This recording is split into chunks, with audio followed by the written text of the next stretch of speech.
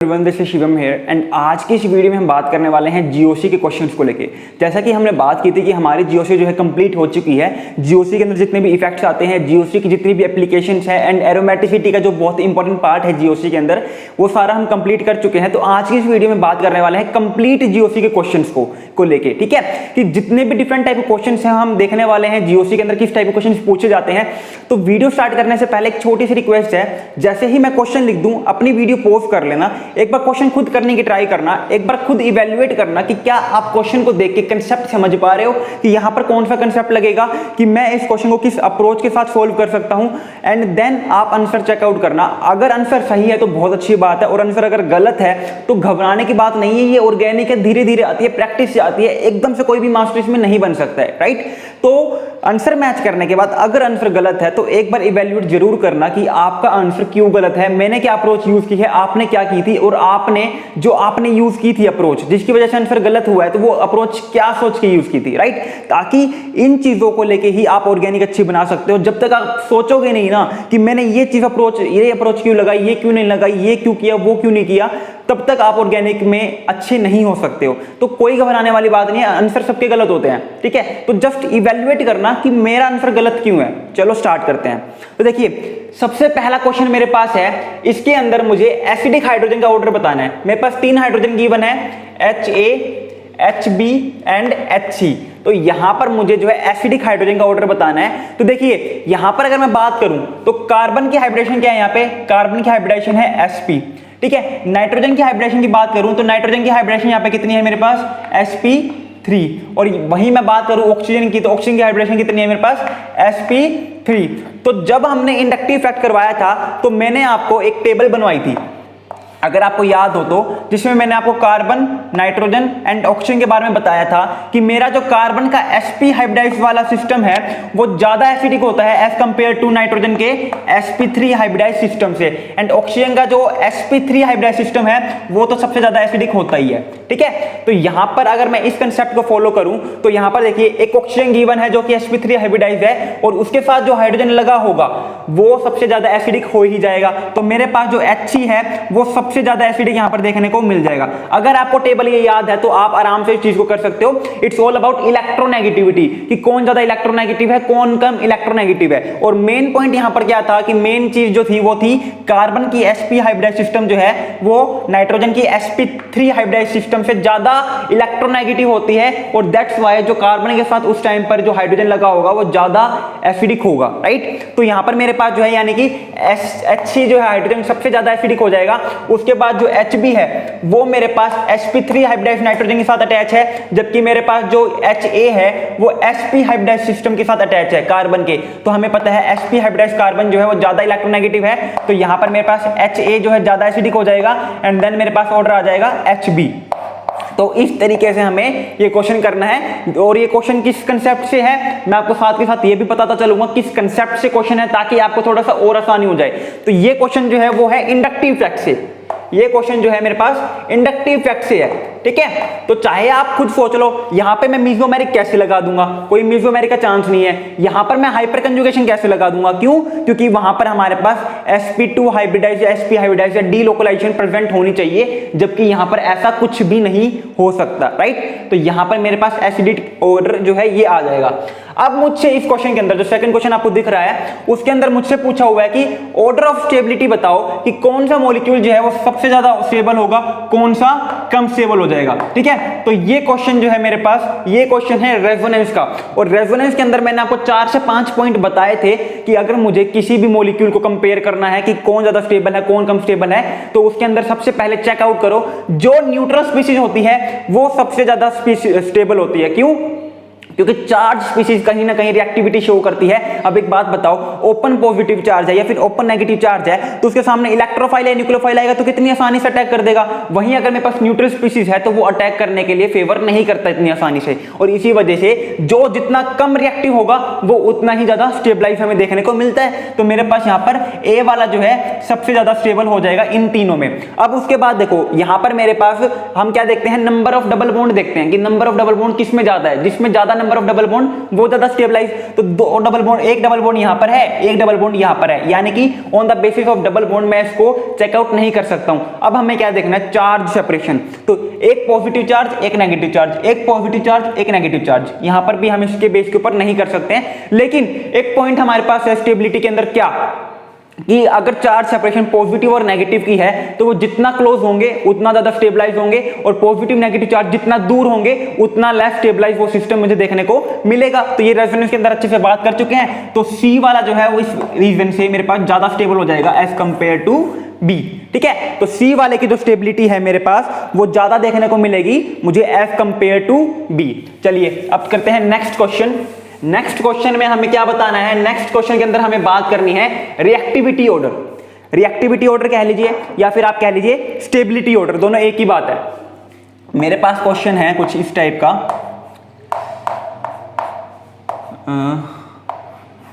ठीक है, मेरे पास कुछ इस टाइप का क्वेश्चन है और इस क्वेश्चन के अंदर मुझसे क्या पूछा हुआ है कि बताओ रिएक्टिविटी ऑर्डर क्या देखने को मिलेगा या फिर स्टेबिलिटी ऑर्डर क्या देखने को मिलेगा। तो यहां पर आपको दिख रहा होगा मेरे पास सारे के सारे क्या है, अल्कीन है, ये भी अल्कीन है, ये भी अल्कीन है और ये भी अल्कीन है। तो कौन सी अल्कीन ज्यादा रिएक्टिव होगी वो हम किस बेस के ऊपर बताते हैं, हाइपर कंजुगेशन। याद करो, हाइपर कंजुगेशन के अंदर हम 3 से 4 सबस्ट्रेट लेते हैं, कार्बोकैटायन, फ्री रेडिकल और अल्कीन। इन तीनों की ही स्टेबिलिटी की बात करते हैं हम किसके अंदर, हाइपर कंजुगेशन के अंदर। तो स्टेबिलिटी कह लो और चाहे रिएक्टिविटी कह लो। और हमने हाइपर कंजुगेशन के अंदर क्या देखा था, जितना ज्यादा स्टेबल मेरे पास सबस्ट्रेट होगा, जितनी ज्यादा स्टेबल मेरे पास अल्कीन होगी, उतनी ही ज्यादा रिएक्टिविटी भी हमें उसकी देखने को मिलेगी। कि hyperconjugation, number of hyperconjugating structure is directly proportional to stability and directly proportional to reactivity. तो यहां पर मुझे क्या करना है, मुझे यहां पर सिर्फ और सिर्फ अल्फा हाइड्रोजन चेकआउट करने हैं। तो देखिए इस जो अल्कीन है, ये वाले जो अल्कीन है मेरे पास, इससे जो अल्फा पोजीशन के साथ जो हाइड्रोजन जुड़े होंगे उसे हम क्या कहेंगे,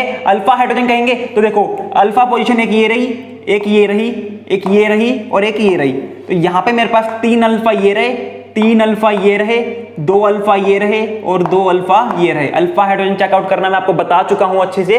तो यहां पर मेरे पास कितने अल्फा हाइड्रोजन हो गए, टोटल 10 अल्फा हाइड्रोजन है।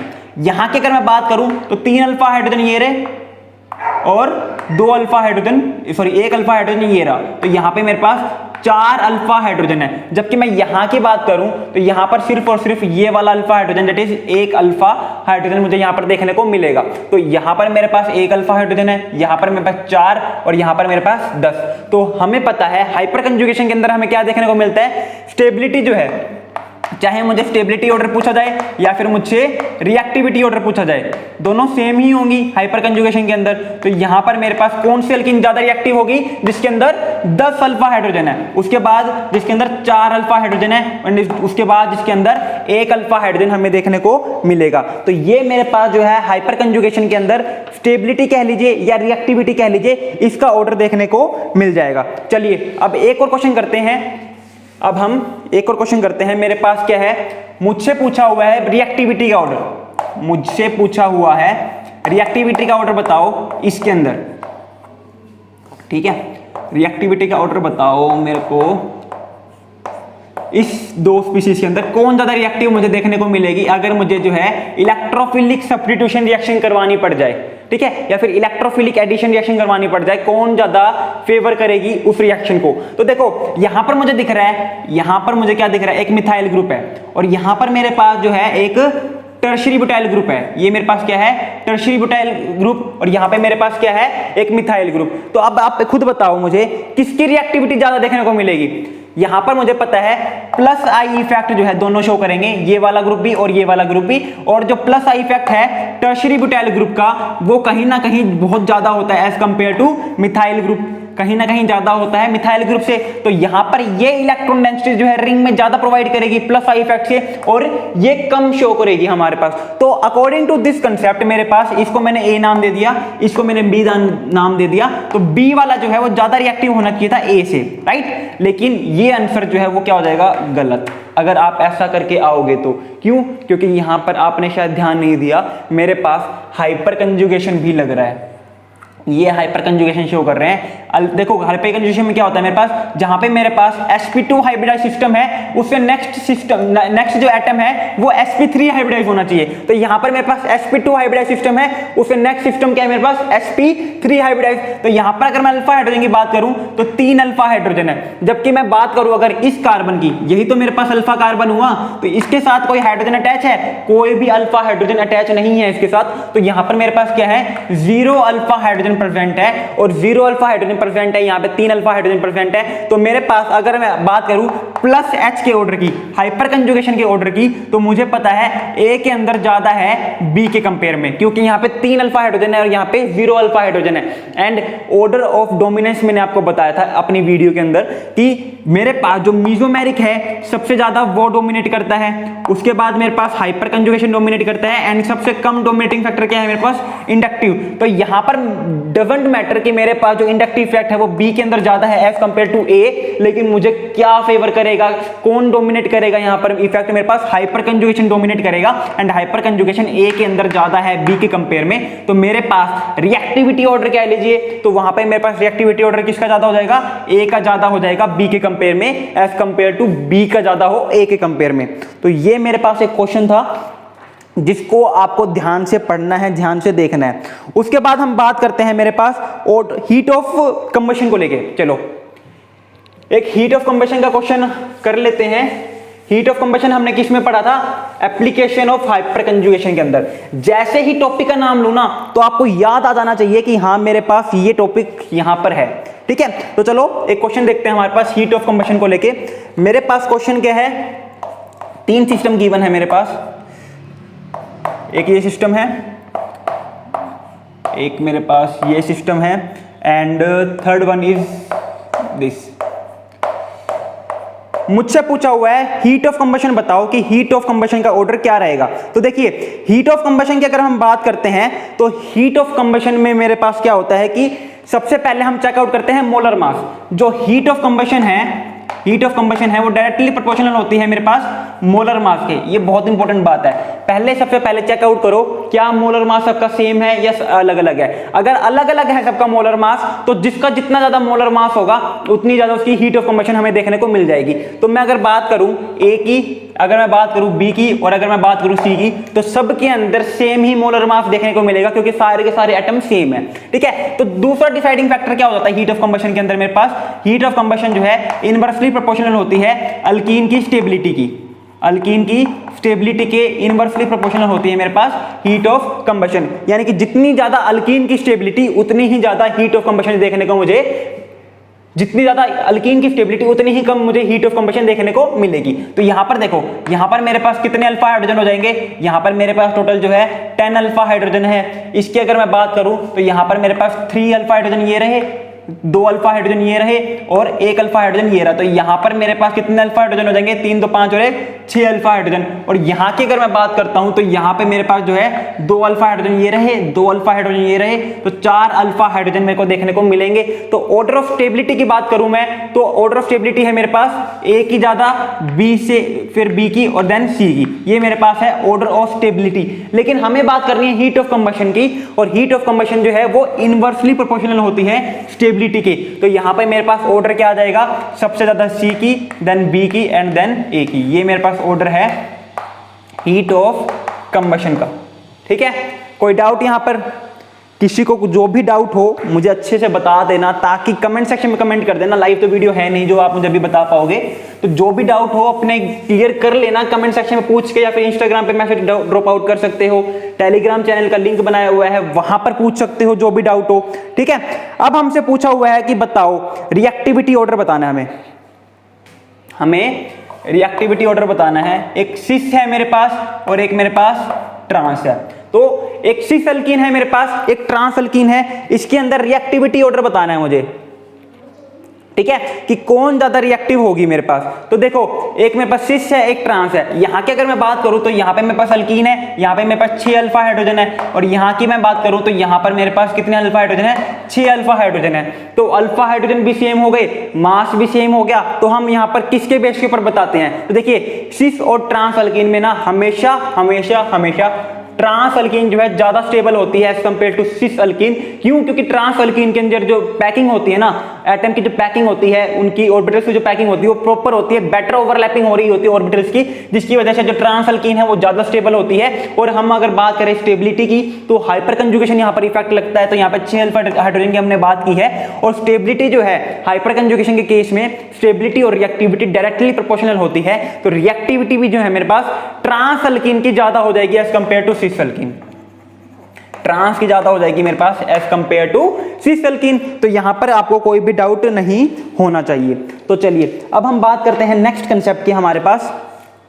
तो मेरे पास नेक्स्ट क्वेश्चन क्या है, ये बहुत ही बेहतरीन क्वेश्चन है, स्टार मार्क कर लो, खासकर वो स्टूडेंट्स जो कि आईआईटी जैम के लिए प्रिपेयर कर रहे हैं या फिर थोड़े से और हाई लेवल के लिए प्रिपेयर कर रहे हैं लाइक नेट वगैरह के लिए। वहां पर ये कंसेप्ट जो है काफी फ्रीक्वेंट पूछा जाता है।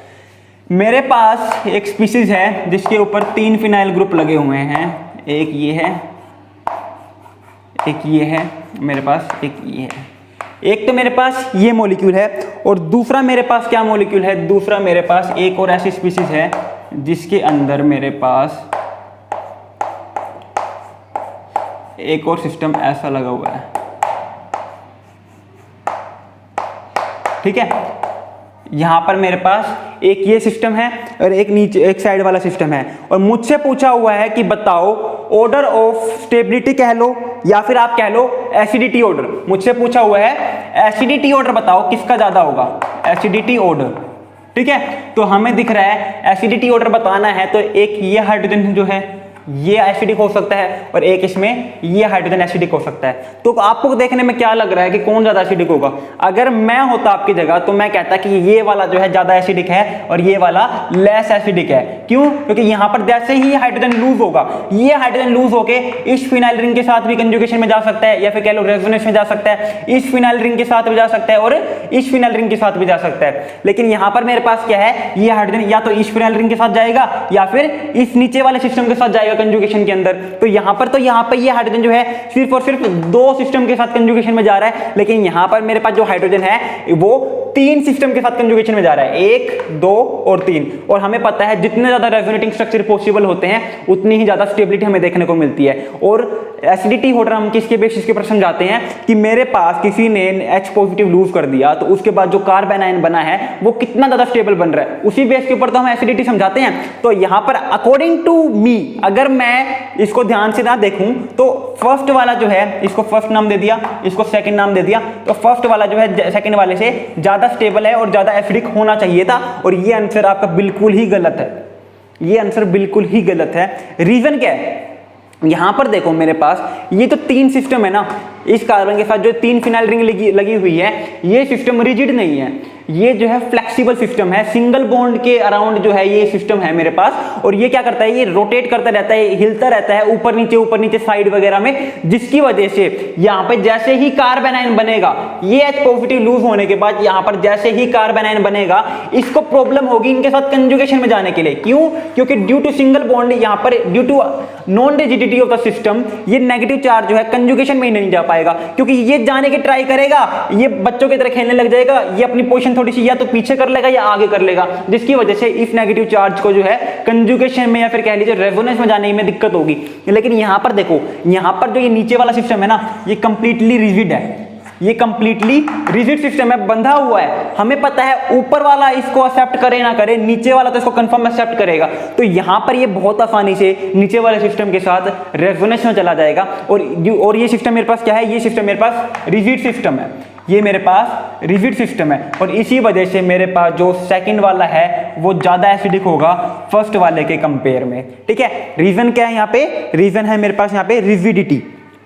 ठीक है, यहां पे रीजन मेरे पास क्या है, रिजिडिटी।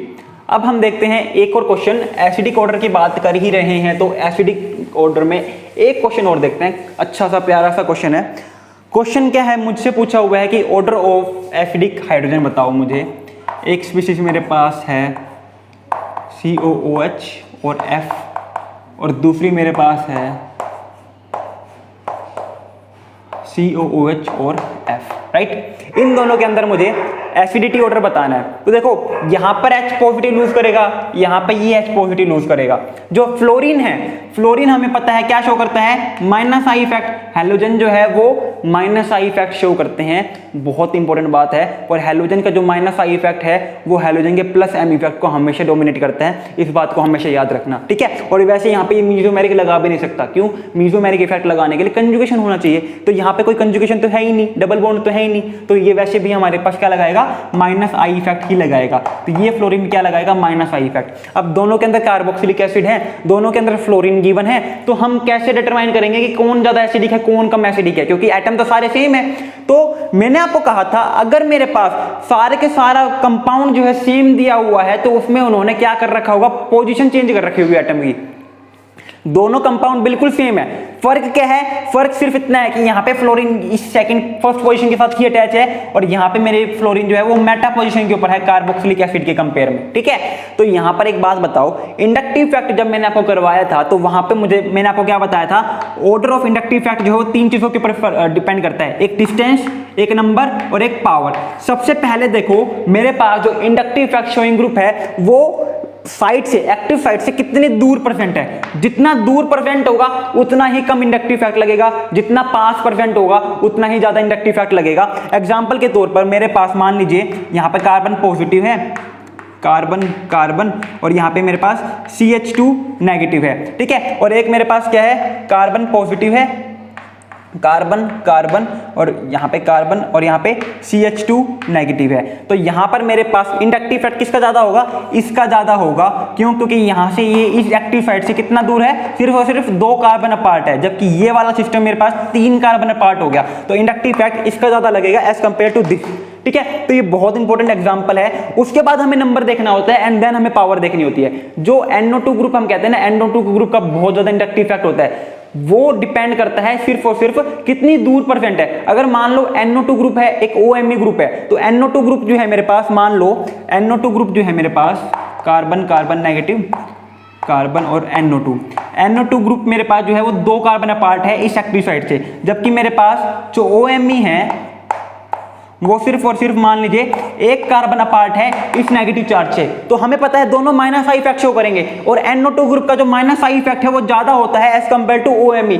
लेकिन सबसे पहले हमें इंडक्टिव फैक्ट के अंदर क्या देखना होता है, डिस्टेंस का फैक्टर डोमिनेट करता है। OMe ग्रुप जो है वो सिर्फ और सिर्फ इससे 1 कार्बन अपार्ट है, तो OMe जो है यहाँ पर फिलहाल माइनस एम इफेक्ट ज्यादा शो कर रहा होगा NO2 के कंपेयर में, राइट। तो ये बात आपको ध्यान देनी है, सिर्फ और सिर्फ एक चीज याद रखनी है, क्या, डिस्टेंस नंबर पावर, DNP, ठीक है। हमें क्या याद रखनी है, DNP याद रखना है सिर्फ और सिर्फ। तो यहां पर देखो मेरे पास जो फ्लोरीन है इस केस में वो इसके साथ कितने बॉन्ड अपार्ट है, 1 और 2 बॉन्ड अपार्ट है, जबकि ये फ्लोरीन इस कार्बोक्सिलिक एसिड से कितने बॉन्ड अपार्ट है, 1 2 3 4। तो किसका इंडक्टिव फैक्ट ज्यादा लग रहा होगा, ऑब्वियस सी बात है इस केस में फ्लोरीन का इंडक्टिव फैक्ट ज्यादा लग रहा होगा क्योंकि ये ज्यादा पास है। तो नेगेटिव चार्ज H पॉजिटिव जैसे ही निकलेगा, नेगेटिव चार्ज जैसे ही बनेगा, ये fluorine due to its electronegativity, due to its minus I effect इस नेगेटिव चार्ज को ज्यादा स्टेबलाइज करेगा एज कंपेयर टू दिस। तो मेरे पास ये वाला सिस्टम जो है वो ज्यादा एसिडिक हो जाएगा as compare to that system, ठीक है। ये वाला सिस्टम जो है ज्यादा एसिडिक होगा as compare to this system. अब GOC के अंदर किसने कहा एक्सेप्शन नहीं होती, GOC क्या है, केमिस्ट्री तो है ना, GOC क्या है, केमिस्ट्री ही तो है। तो GOC के अंदर किसने कहा एक्सेप्शन नहीं होती। तो एक मोस्ट इंपोर्टेंट एक्सेप्शन है जो कि हमेशा एसिडिक ऑर्डर के अंदर पूछते हैं ना, तो मैं फेवर करता हूं वहीं से पूछो, वहां से आपको पता चल जाएगा कि आपके स्टूडेंट्स के कंसेप्ट कितने स्ट्रॉन्ग है, ठीक है। ये कंसेप्ट मैंने आपको नहीं बताया था एसिडिटी ऑर्डर करवाते टाइम, क्योंकि मेरे माइंड में था कि जब मैं आपको करवाऊंगा क्वेश्चन तो वहां पर मैं आपको इस चीज के बारे में बता दूंगा, ठीक है। तो देखो यहां पर मेरे पास ग्रुप लगा हुआ है NO2, एक मेरे पास क्वेश्चन है जिसके अंदर मेरे पास COOH है, एक ग्रुप यहाँ पे मेरे पास आपकी बार लगा हुआ है मेटा पोजीशन पे NO2, ठीक है। एक मेरे पास तीसरा ग्रुप है जिसके अंदर मेरे पास COOH है और यहाँ पे लगा हुआ है NO2। तो मुझसे पूछा हुआ है कि बताओ ऑर्डर ऑफ एसिडिटी क्या होगा। तो एक पोजीशन ये है A, एक B और एक C। तो इन तीनों में देखते ही ना सबसे पहले तो आपको ये समझ में आ जाना चाहिए, तो B का जो एसिडिटी ऑर्डर है वो सबसे कम होगा, क्यों? क्योंकि बी में मेरे पास जो नाइट्रो ग्रुप है वो कहां पर है, मेटा पोजीशन के ऊपर है, और मेटा पोजीशन के ऊपर कभी भी रेजोनेंस इफेक्ट नहीं अप्लाई होता, रेजोनेंस कभी भी मेटा पोजीशन के ऊपर नहीं लगता है।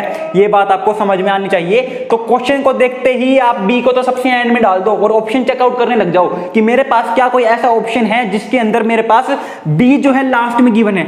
बिलीव मी, एक कम से कम तो एक ऑप्शन तो आपका हट ही जाएगा जिसमें बी एंडिंग में नहीं होगा। और इसी तरीके से हम ऑर्गेनिक के वो क्वेश्चंस करते हैं जहां पर हमें डाउट हो कि क्या मेरा आंसर आ रहा है वो सही है या नहीं है। ऑर्गेनिक में ना मोस्ट ऑफ द क्वेश्चन ना आप हमेशा एलिमिनेशन मेथड से किया करो। पहले एलिमिनेट कर दो उन ऑप्शंस को जो कि आपको कंफर्म है कि हाँ ये चीज तो एंड में आएगी या ये चीज तो सबसे पहले आएगी मेरे पास, और ये चीज देख लो फिर ऑप्शन में क्या ये चीज एंड में या पहले दी हुई है। जिसमें नहीं दी हुई उन ऑप्शन को ही काट दो। इससे क्या होगा, आपके पास जो थोड़ा सा विल पावर है वो इंक्रीज हो जाएगी। आपको अब जहां पर 4 ऑप्शन में से चूज करना था वहां पे अब आपको 2 या 3 ऑप्शन में से चूज करना पड़ेगा। तो वो आपकी स्ट्रेंथ को इंक्रीज करेंगे, क्वेश्चन करने की एबिलिटी को इंक्रीज करेंगे, और कुछ ना कुछ आपकी जो चलो छोड़ो, बाद में बात नहीं करते, काफी बड़ी वीडियो बननी है ऑलरेडी। ठीक है, तो बी वाला मेरे पास जो है वो ऑलरेडी सबसे कम एसिडिक हो जाएगा। अब बात करते हैं ए और सी में। तो हमेशा याद रखना, कार्बोक्सिलिक एसिड अगर मेरे पास प्रेजेंट है और कार्बोक्सिलिक एसिड के ऑर्थो पोजीशन के ऊपर कोई भी ग्रुप प्रेजेंट है तो वो हमेशा ज्यादा एसिडिक होता है एज कंपेयर टू पैरा वाला। तो ये मेरे पास एसिडिक ऑर्डर हो जाएगा, ये मेरे पास एसिडिक ऑर्डर हो जाएगा।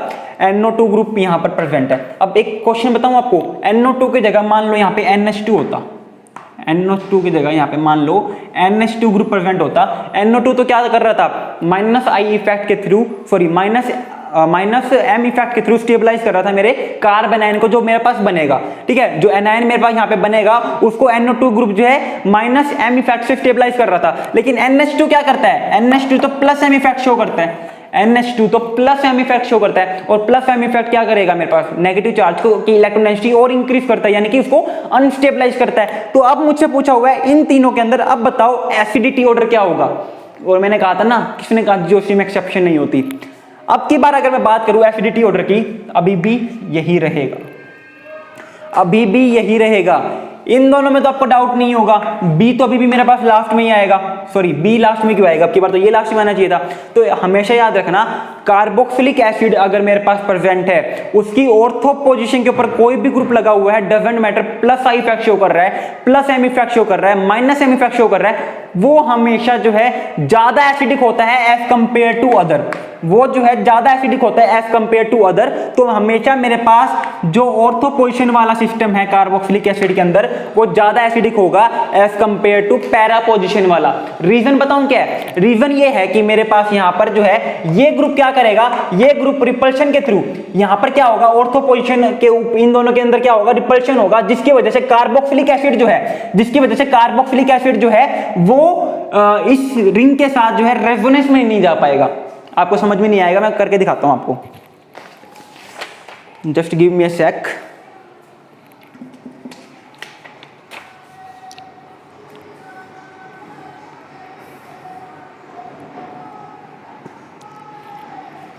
ठीक है, चलो ये क्वेश्चन तो आपको समझ में आ गया। अब हमें रीजन देखना है ऐसा क्यों होता है। तो देखो मेरे पास क्या है, मेरे पास एक बेंजीन की रिंग है जिसके ऊपर कार्बोक्सिलिक एसिड लग रहा है। इसने इस चीज को हटाया, H पॉजिटिव को लूज किया, और माइनस H पॉजिटिव होने के बाद यहाँ पे मेरे पास क्या बन गया, यहाँ पर मेरे पास C double bond O negative मेरे पास देखने को मिल जाएगा। राइट, अब ये नेगेटिव चार्ज जो है इसके साथ रेजोनेंस में है, और अगर ये नेगेटिव चार्ज इसके साथ रेजोनेंस में जाएगा तो मुझे क्या देखने को मिलेगा, मुझे देखने को मिलेगा इक्विवेलेंट रेजोनेटिंग स्ट्रक्चर। कोई डाउट नहीं है यहाँ पे, तो CO negative double bond O equivalent resonating structure देखने को मिलेगा। लेकिन मेरे पास क्या होता है, ये बेंजीन की रिंग जो है वो यहाँ पर रेजोनेंस में पार्टिसिपेट करवा के इस नेगेटिव चार्ज को यहाँ पर कर देती है, जिसकी वजह से ये नेगेटिव चार्ज जो है इसके साथ रेजोनेंस में नहीं आ पाता। अब हुआ क्या मेरे पास, यहाँ पर मेरे पास हुआ क्या, ये जो बेंजीन रिंग प्रेजेंट थी, ठीक है, इसने क्या किया, इसने अपना, एक दोबारा दिखाता हूं इसको, ये था मेरे पास OH, इसने क्या किया मेरे पास, इसने जो है यहाँ पर इसके साथ कंजुगेशन किया और ये O नेगेटिव निकाल दिया, यहाँ पे O नेगेटिव का बॉन्ड जो है, सॉरी O नेगेटिव यहाँ पे बना दिया। तो यहाँ पर मेरे पास क्या देखने को मिल जाएगा, double bond O, carbon O negative, and यहाँ पर मेरे पास क्या देखने को मिलेगा, OH। अब एक बात बताओ, यहाँ पर ड्यू टू दिस, यहाँ पर जो कंजुगेशन हो रहा था इस कार्बोनिल ग्रुप की वजह से, जो इसको एक्स्ट्रा स्टेबिलिटी प्रोवाइड कर रहा था, इक्विवेलेंट रेजोनेटिंग स्ट्रक्चर बनाने में हेल्प कर रहा था, अब इस बेंजीन रिंग की वजह से क्या हो गया, वो चीज डिस्टोर्ट हो गई। अब तो क्या ये H पॉजिटिव आसानी से निकाल पाएगा? इतनी आसानी से नहीं निकाल पाएगा, और इसी वजह से हमारे पास जो है ये इतना ज्यादा एसिडिक नहीं रह जाता। लेकिन जैसे ही मैंने यहाँ पर NH2 ग्रुप लगा दिया, जैसे ही मैंने यहाँ पे NH2 लगा लो, कोई NO2 ग्रुप लगा लो, तो क्या होगा, इन दोनों के बीच में क्या हो जाएगी, रिपल्शन हो जाएगी, जिसकी वजह से ये वाला जो सिस्टम है, ये वाला जो ग्रुप है, वो आउट ऑफ प्लेन हो जाएगा। आउट ऑफ प्लेन होने का मतलब क्या है कि अब वो बेंजीन रिंग के साथ रेजोनेंस में नहीं जा पाएगा, जैसे यहाँ पे जा रहा था, और रेजोनेंस में नहीं जा पाएगा। तो ये वाला जो रेजोनेंस है, यहाँ पर जो इक्विवेलेंट रेजोनेटिंग स्ट्रक्चर बन रहे थे मेरे पास, रेजोनेंस होने के बाद ये चीज पॉसिबल हो जाएगी। और अगर ये चीज पॉसिबल हो रही है तो ये मेरे कहीं ना कहीं एसिडिटी को बहुत ज्यादा इंक्रीज कर रही है, ठीक है। और इसी वजह से डजंट मैटर, मेरे पास कार्बोक्सिलिक एसिड गिवन है वहां पे, यानी कि बेंजोइक एसिड गिवन है अगर मेरे पास, उसके ऑर्थो पोजीशन के ऊपर कोई भी ग्रुप अटैच हो, चाहे ऑर्थो चाहे पैरा, वो कार्बोक्सिलिक एसिड की एसिडिटी को इंक्रीज ही करेगा। एंड रीजन क्या है कि ये जो है प्लस एम या माइनस एम इफेक्ट नहीं लगाएगा, ये प्लस एम या माइनस एम इफेक्ट नहीं लगाएगा, बल्कि ये क्या करेगा, ये सिस्टम जो है, ये ग्रुप जो है, इसको नॉन प्लेनर बना देगा, आउट ऑफ प्लेन कर देगा, जिसकी वजह से ये बेंजीन रिंग जो है इस सिस्टम के साथ, इस ग्रुप के साथ रेजोनेंस में नहीं आ पाएगी। सबको समझ में आ रहा है? कोई दिक्कत यहां तक? कोई दिक्कत नहीं होनी चाहिए। तो चलो अब हम बात करते हैं नेक्स्ट टॉपिक की हमारे पास। तो उसके अंदर हम बात करें अगर, तो नेक्स्ट क्वेश्चन हमारे पास है बेसिसिटी का ऑर्डर बताना हमें। नेक्स्ट क्वेश्चन के अंदर हमारे पास हमें बेसिसिटी का ऑर्डर बताना है कि कौन ज्यादा बेसिक है और कौन कम बेसिक मुझे देखने को मिलेगा। तो सबसे पहला मेरे पास क्या है, ये सिस्टम है, और दूसरा मेरे पास ये सिस्टम है, ठीक है। अब यहां पे इसके पास लोन पेयर है, इसके पास लोन पेयर है, ठीक है। मुझसे पूछा हुआ है कि बताओ कौन ज्यादा बेसिक कौन कम बेसिक, ठीक है। तो यहां पर मेरे पास क्या हो जाएगा, यहां पर मेरे पास क्या होगा, खुद सोचो, कौन ज्यादा एसिड कौन ज्यादा बेसिक लग रहा है आपको? कोई लग रहा है? ये नाइट्रोजन मेरे पास क्या है, sp3, ये नाइट्रोजन मेरे पास क्या है, sp3, इसके साथ भी मेरे पास जो है 3 ग्रुप लगे हुए हैं, इसके साथ में बस मान लीजिए यहाँ पे मेरे पास 3 ग्रुप लगे हुए हैं, यहाँ पे मेरे पास मान लीजिए एक हाइड्रोजन लगा हुआ, चलो ठीक है। तो कौन ज्यादा बेसिक होगा? बेसिक कैरेक्टर हम कैसे डिफाइन करते हैं? On the basis of tendency of their lone pair donation, right. तो यहाँ पर मेरे पास यानी कि मुझे देखना है कौन ज्यादा आसानी से लोन पेयर डोनेट कर देगा।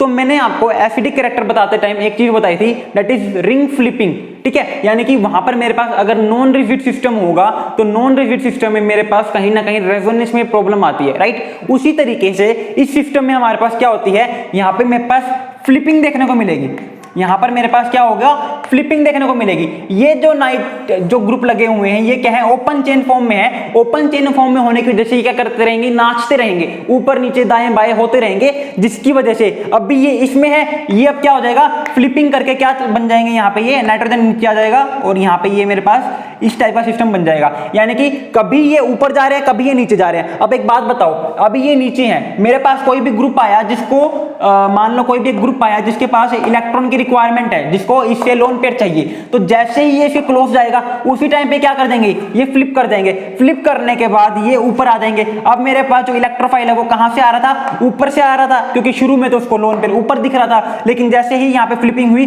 अब ये पार्ट ऊपर आ गया, नाइट्रोजन के लोन पेयर नीचे आ गए। अब ये क्या हो गए, दूर हो गए। यानी कि यहाँ पर इस नाइट्रोजन को अपने लोन पेयर डोनेट करने में प्रॉब्लम हो रही है, और जहां पर नाइट्रोजन लोन पेयर, जहां पे भी लोन पेयर देने में प्रॉब्लम हो वहां पर बेसिक कैरेक्टर क्या हो जाता है, डिक्रीज हो जाता है। लेकिन यहाँ पे अगर मैं बात करूं तो यहाँ पर ये सिस्टम क्या है, ये रिजिड सिस्टम है। रिजिड सिस्टम का मतलब क्या है, जो साइक्लिक सिस्टम होते हैं ना, जो साइक्लिक सिस्टम होंगे वो रिजिड होते हैं, जो एसाइक्लिक सिस्टम होते हैं ना वो नॉन रिजिड होते हैं, ठीक है। ये क्या था मेरे पास, एसाइक्लिक, वहीं ये क्या है मेरे पास, साइक्लिक, ठीक है।